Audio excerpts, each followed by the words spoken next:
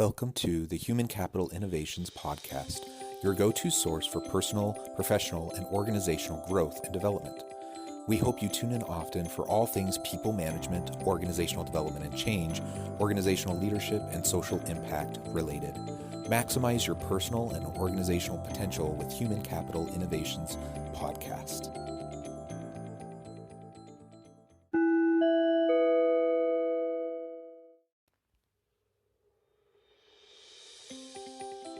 Welcome to the Human Capital Innovations Podcast. In this HCI podcast episode, I talk with Christian Espinosa about the key traits of effective communication, true intelligence, and self-confidence, specifically in the cybersecurity field, as discussed in his new book, The Smartest Person in the Room.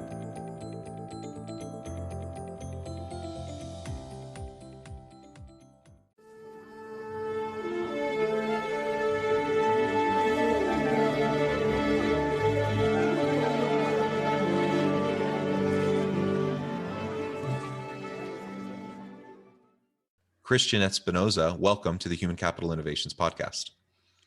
Thanks, Jonathan. Happy to be here. Yeah, I'm excited to have this conversation. We've been preparing for this for a bit, and you have a real expertise in an area that I haven't interviewed a lot on, and that's around cybersecurity.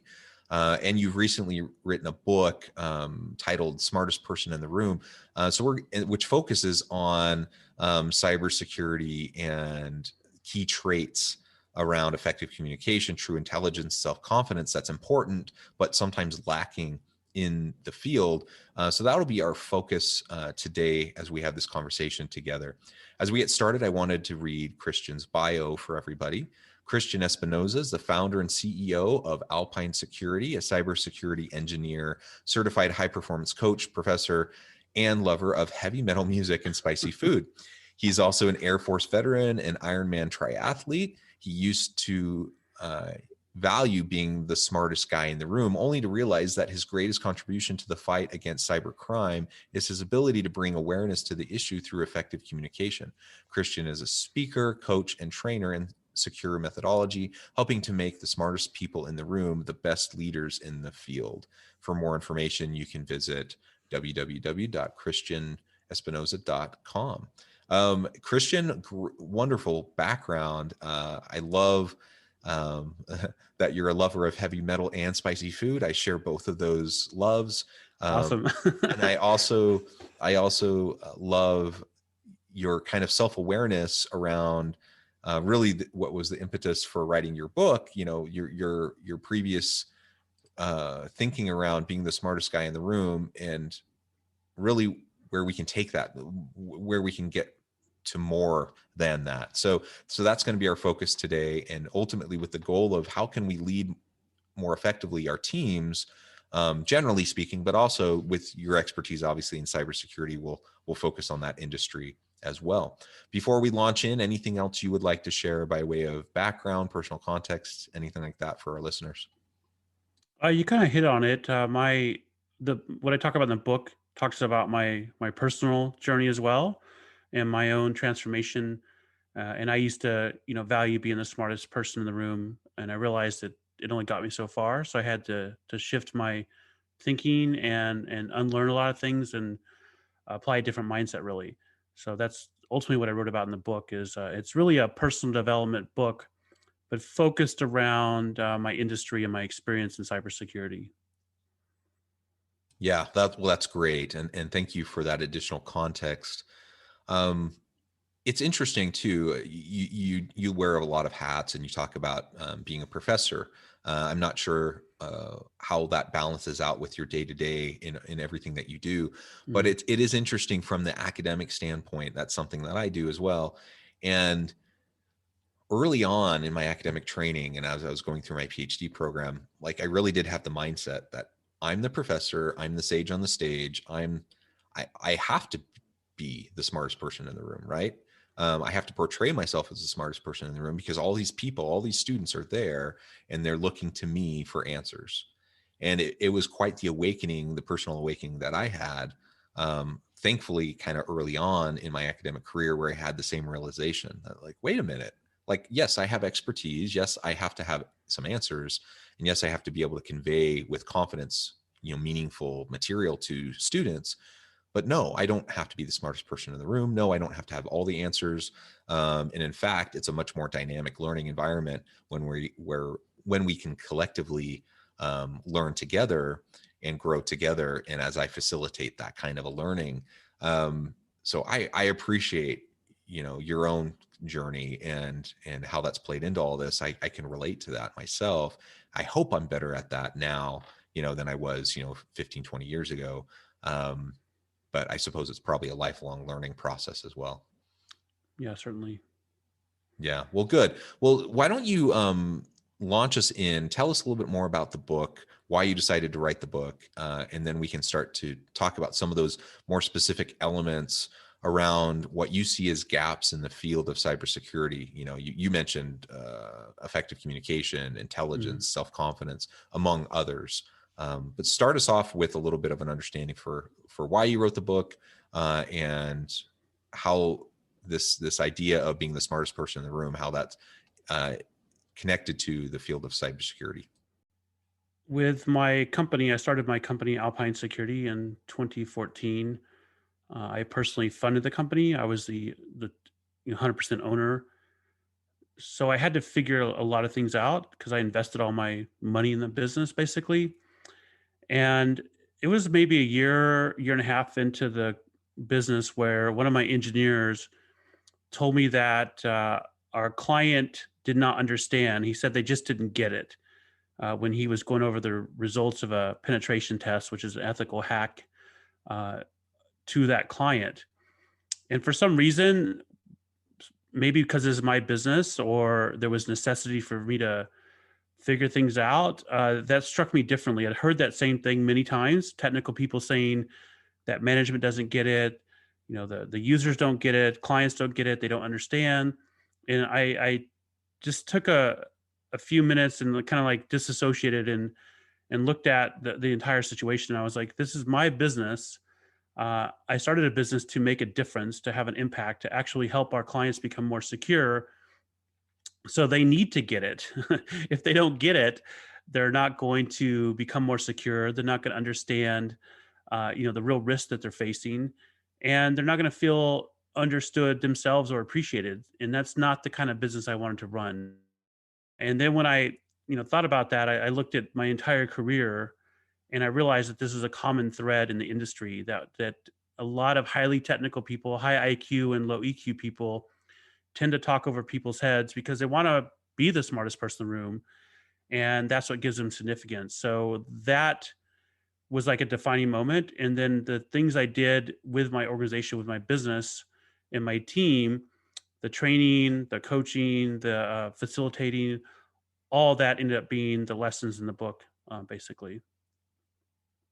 Yeah, your comment about high IQ, low EQ resonated with me, and you run into that a lot. I teach and do research and consult in the area of human development, human resource management, organizational development, change management, and so we're dealing with human beings and trying to leverage the capacity of people and helping organizations be the most effective as possible, having a good, healthy culture.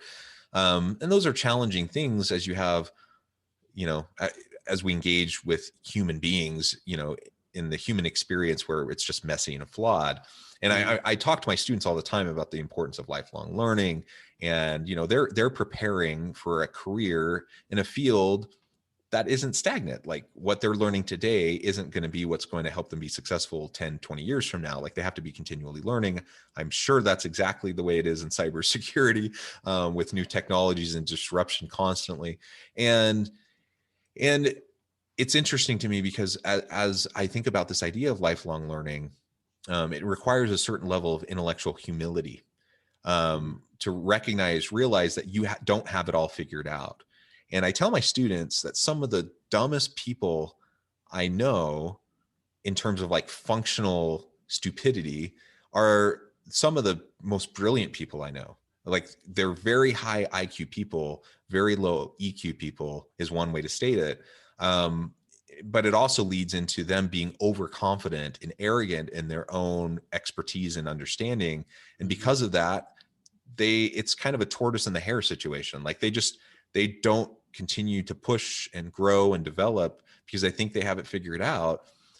You layer on top of that the EQ stuff of just not being able to relate to people well, talking over people's heads, and not being able to effectively convey information, and you have a problem. You have people that are brilliant, but that brilliance is lost, right? And so we need to find ways within a really complex world where people are in messy interactions with each other, where we can connect better with each other, where we can recognize the limitations of our own personal understanding and expertise, and that we can all collectively try to learn and grow together. And individually, I can see the importance of that for myself, for my organization, for my team. Yeah, and I talk about in the book, I have a 7-step methodology which addresses a lot of things you mentioned. It starts with awareness, and covers mindset, um, acknowledgement, communication. It covers like the main steps that I think help you with people skills and help you understand that life is not just about how smart you are. From an IQ perspective, it's really about how well you live your overall life. And we interact with people on a daily basis. A lot of people in my industry will and say, and and I should say yeah, your ability to like get things done and accomplished, yes, right? I know very brilliant people who just never seem to get anything done. They never finish. They think great thoughts, but it never gets to the end of the row. And again, while I appreciate the raw intelligence, if you can't do something with it, then what's the value of it?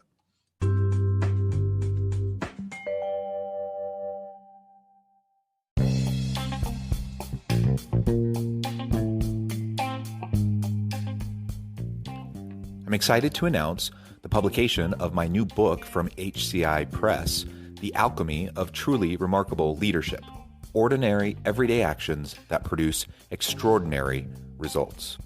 Consider how the nature of work has shifted over the past 50 years. With increased globalization, rapid technological advancement, and the shift in economic composition, the average job of today looks very different than the average job of 50 years ago.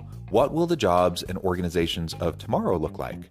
Moreover, what does this all mean for organizational leaders? What are the core competencies and capabilities of organizations and their leadership that are prepared for continued disruption and geopolitical and socioeconomic shifts? Regardless of what the future holds, increasingly, leaders need to be socially minded, data-driven, decisive, champions of talent, and disruptors of the traditional notions of leadership, teams, organizations, and work. The Alchemy of Truly Remarkable Leadership will help you to explore your own leadership competencies and capabilities and consider ways to apply and implement them into your workplace and personal life.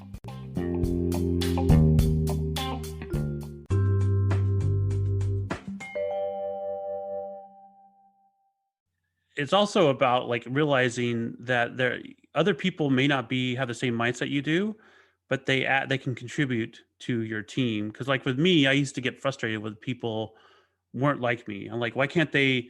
Why don't people think like me? Why aren't they gravitating towards this? Why don't they want to take risk? Why don't they like heavy metal music or whatever?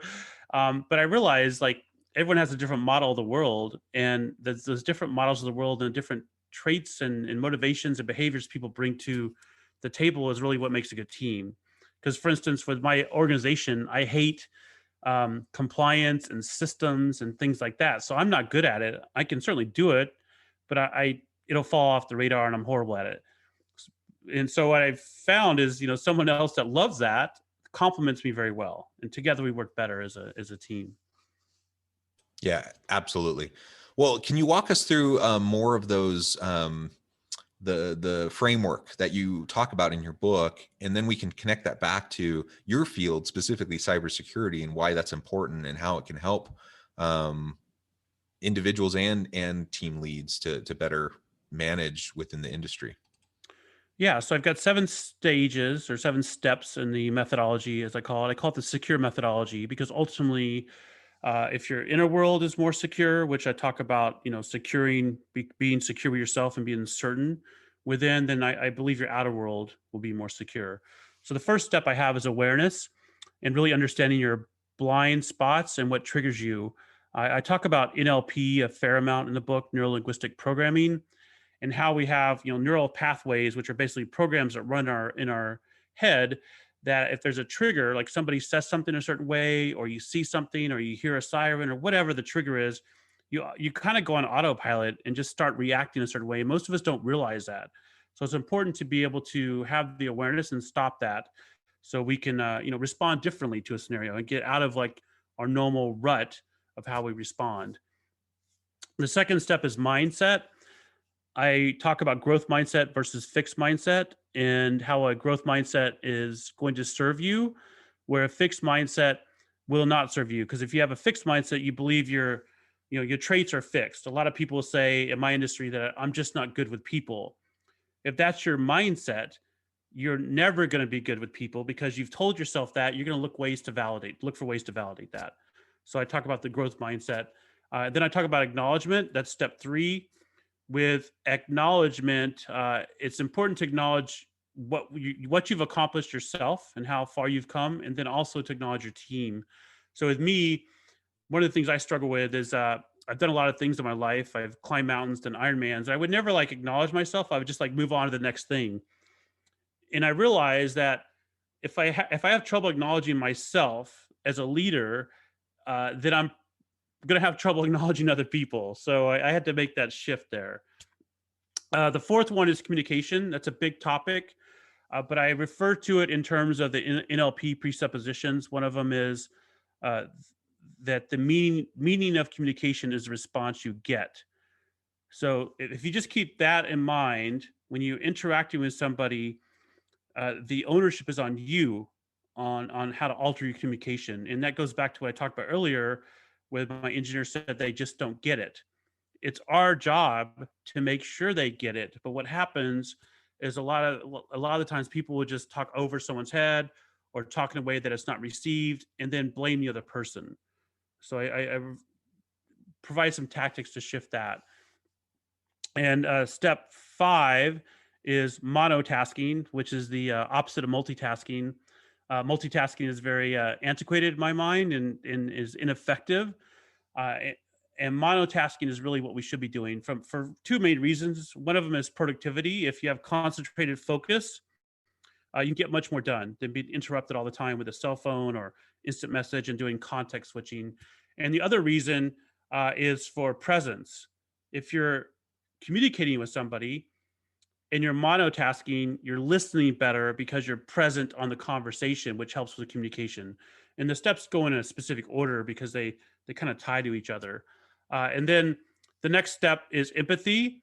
I think we focus as humans too much on our differences versus our similarities. If we're looking at only our differences, like, that person's a manager, I'm an engineer, I'm in this industry, they're in that industry. If we only look at the differences, we kind of forget that we have similarities. It's hard to relate to somebody or build rapport with them, or have any sort of empathy if we're only focused on the differences.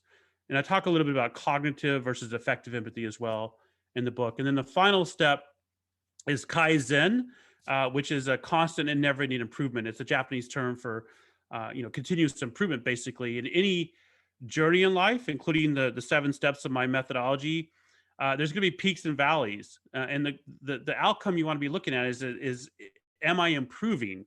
Because it's not going to be like a light switch you just flip and all of a sudden, you're an expert at people skills and life skills and anything else. It's a journey. So it's important to understand that starting is often the most difficult part. I was just listening to a YouTube video earlier today with Mark Cuban, and he said it was kind of interesting, because I always say perfection is the enemy of execution. In terms of business, he said that perfection is the enemy of profit, which is true. So it's important to keep the mindset of just starting and working to improve that along the journey. Yeah, those are great insights. I love all of those, and certainly they have a lot of application beyond your field. I think anyone could pick up your book and read about those steps, that framework, and find ways to improve their own personal development, their own personal leadership style as it relates to their people. So I applaud you for that work. Let's connect it back a little bit specifically to cybersecurity. You've given a couple examples of where you've had people who are talking over people's heads, those sorts of things. What have you seen in terms of the gaps, and how your approach in this book can help people to have a commitment towards their development around these EQ elements? From my perspective, uh, we, and I talk about this in the book, we're losing the cyber war, as I call it. The cyber criminals are stealing our data, hacking our medical devices, holding our systems hostage with ransomware. And we've been trying the same tactics for decades now, a couple decades at least. Newer technology, cybersecurity certifications, complicated frameworks, and it's not working. So I wrote the book based on my experience with my company, but also a motivator was, the industry needs to hear a different perspective, because we keep hearing about artificial intelligence firewalls or next gen this or next gen that, but all that stuff is not working. The root issue, is I talk about it, is the people. And that's based on, like, I've got nearly 30 years experience in cybersecurity and in highly technical career fields. And it's really the people that are doing intellectual bullying. In highly technical career fields, if you have a high IQ and a low EQ, typically your significance, which everyone wants to feel significant, typically it stems from being the smartest person in the room or being smarter than other people. And if you're always trying to portray that or find ways to validate that, then it doesn't lend itself well for collaboration or decent communication, or anything, or teamwork, really. And one of the struggles in my industry is a lot of highly technical people will say that management doesn't understand, they won't give us the budget. It's typically because the person talking to the leadership or the board of directors or management of the organization does not communicate in a way that makes sense in terms of the business. They're refuse to alter their communication style, and this has ramifications in the industry overall. Yeah, absolutely. Well, Christian, this is really fascinating. You work in a field that I don't have any real direct connection to or expertise in at all. So it's fun to hear about all of this. But certainly, everything you've been talking about in terms of the framework, in terms of the characteristics and the approaches, all directly connect with the types of stuff that I'm constantly working on. And so I really appreciate your connection. I see it as an incredibly valuable contribution in your field to help move things in the direction they need to go. So we are up to the challenge, not only from a cybersecurity standpoint, dealing with the challenges and issues there, but people who work in that field are people and employees just the same. And we need to have effective teams. We need to have healthy and safe cultures. And all of that is just as important there as it is, in any other industry or field. I really appreciate you taking the time to meet with me today and to have this conversation. Before we close, I did want to give you a chance to share with listeners how they can get connected with you, find out more about your book, and more about what you're up to, and then give us a final word on the topic for today. Yeah, people can connect with me on my website, christianespinosa.com. I'm also on social media, and my book is available on Amazon. I'm currently working on a course about the 7-step methodology. So that should be done end of April or so. And that course will be, you can take it through my website and find out more there. The I guess the message of the day, I would say, is listen for insight rather than agreement. A lot of us tend to enter conversations looking for something to agree or disagree with, rather than stepping back and actually listening to what that person is trying to communicate. Yeah, great tip. I think that's so essential. I really appreciate your time. Thank you so much for all your insights. I encourage listeners to reach out and get connected with Christian. Check out his book. And as always, I hope everyone can stay healthy and safe, that you can find meaning and purpose at work each and every day. And I hope you all have a great week.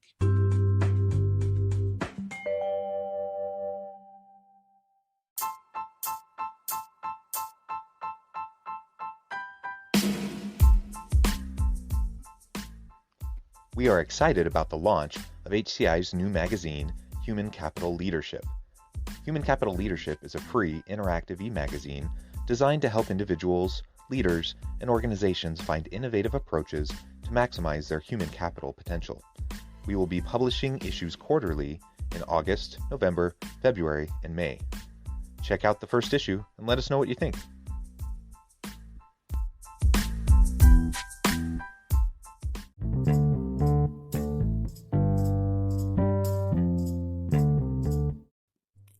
Thanks again for joining us for this episode of the Human Capital Innovations Podcast. I hope you stay healthy and safe and that you have a great week.